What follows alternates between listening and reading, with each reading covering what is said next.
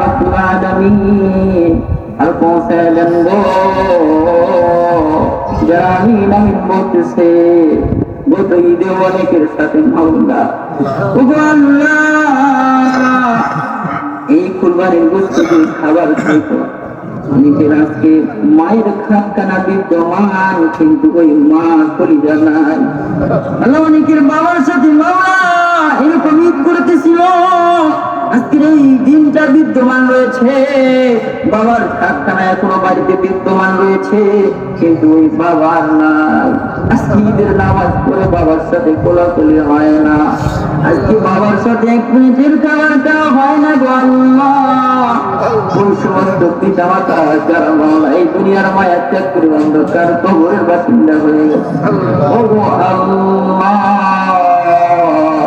এখনো চক্ষু বন্ধ করলে ওই মার মুখখানা ভেসে ওঠে, এখনো চক্ষু বন্ধ করলে ওই বাবার মুখখানা ভেসে ওঠে।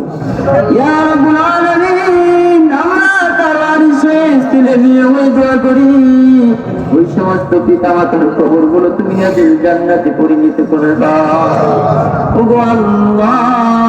আমরা যারা হাত তুলেছি সবাই গুনাহগার, দিনে আলোতে রাতে অন্ধকারে মাওলা জেনে না জেনে গোপনে প্রকাশ্যে আমরা শয়তানের তাড়নায় গুনাহ করে ফেলেছি। তোমার এই গফুর রহিমের উসিলায় তুমি আমাদের জিন্দেগীর সব গুনাহ মাফ করে দাও ইয়া রাব্বুল আলামিন ও গো আল্লাহ।